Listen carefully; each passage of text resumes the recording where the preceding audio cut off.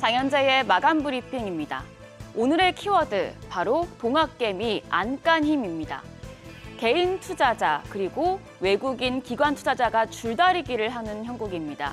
전장은 외국인과 기관이 증시를 열심히 끌어내리려고 하는데 동학개미들이 안간힘을 쓰면서 2,400선을 방어하는 모습이었습니다.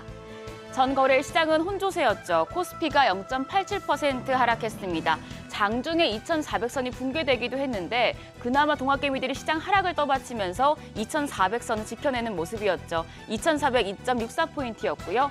코스닥은 0.18% 올라서 780.30포인트의 장을 마쳤습니다.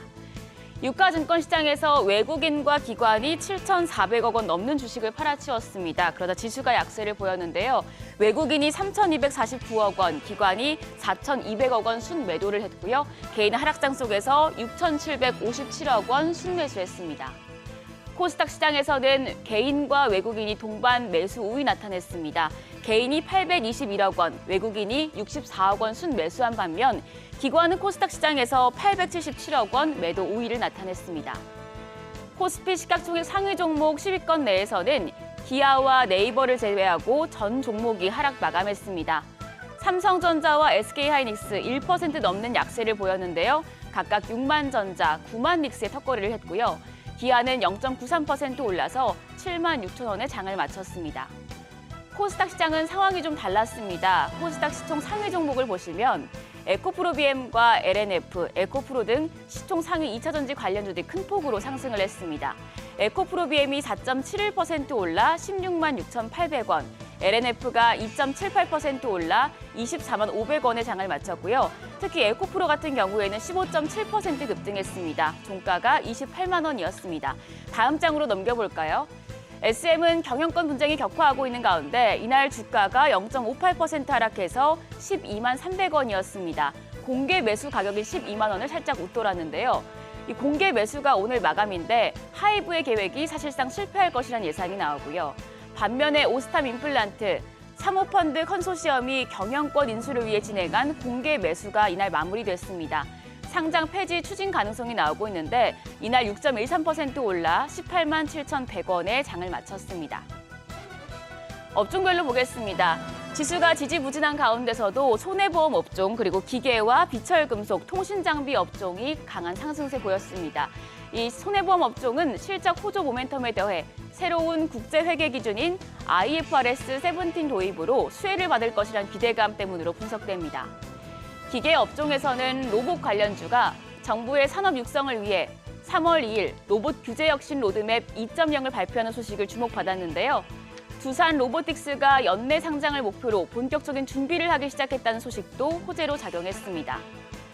로봇 관련 밸류체인을 정리하면서 관련주들을 리스트업해두면 좋을 것 같아서 이 내용을 가져왔습니다. 표를 함께 봐보실까요? 이게 삼성증권에서 나온 내용인데요. 로봇이 크게 서비스, 협동, 산업용, 의료용 로봇, 그리고 로봇 구동에 쓰이는 감속기라는 부품 이렇게 나눠볼 수 있습니다. 서비스 로봇, 그러니까 청소 로봇이나 서빙 로봇을 제조 생산하는 업체로는 로보티즈와 에브리봇, 유진 로봇 등이 있고요. 협동 로봇에는 레인보우 로보틱스, 산업용 로봇은 T-로봇 보로스틱스와 로보스타, 그리고 의료용 로봇에 고영이라는 관련주가 속해 있습니다. 감속기 종목에는 SPG가 관련주로 속해 있는데 참고하시길 바랍니다. 한편 세아그룹이 일론 머스크의 스페이스X에 특수 합금 납품 계획을 추진 중이라는 소식 어제 전해드렸었죠. 세아그룹이 관련 내용을 확인해줄 수 없다고 했지만 전장에서는 세아그룹 주가가 급등했습니다. 그리고 덩달아서 통신장비 쪽에서 우주항공 관련주들도 상승했는데요.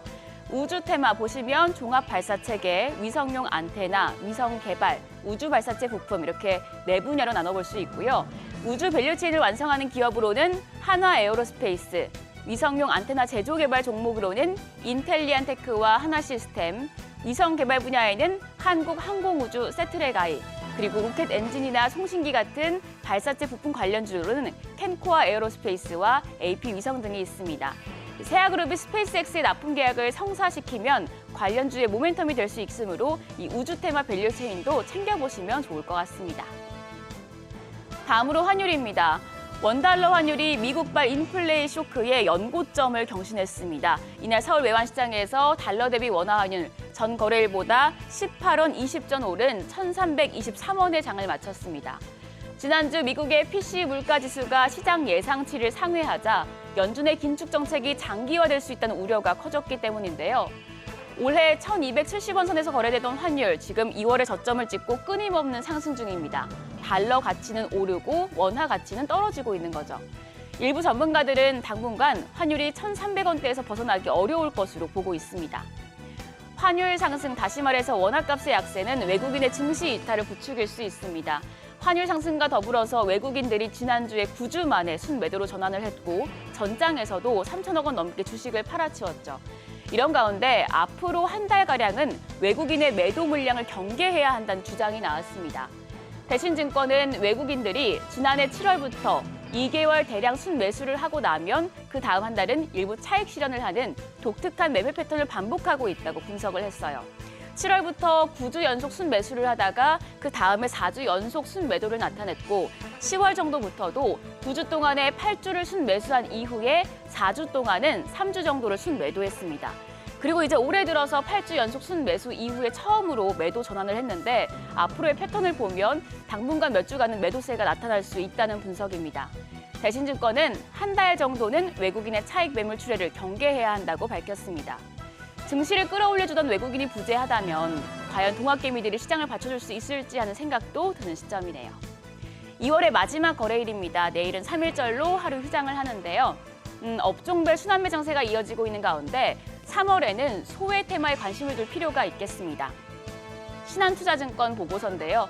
국내 증시 지수 상단이 제한돼 있는 상황에서 지금까지 덜 올랐던 업종을 주목하라고 강조를 했습니다. 지난 3개월 동안에 가장 소외됐던 테마, 바로 ESS 전략 저장 장치 관련주와 또 풍력, 태양광 같은 신재생 에너지 업종인데요. 이 섹터들의 반등의 기회가 찾아올 수 있다는 분석이니까 이 부분도 살펴보시고요. 여기에 더해서 최근 여러 증권사에서 자동차를 주목하라는 말이 나오고 있습니다. 전체 수출 증가율 대비해서 자동차가 현재 좋은 흐름을 보여주고 있습니다. 2월 잠정 수출에서도 한국 자동차 증가율이 56.6%로 두드러지는 성과를 보여주고 있는데요. 1분기 실적 발표까지는 대형주 가운데서 이 자동차 업종이 대안 역할을 해줄 수 있겠습니다.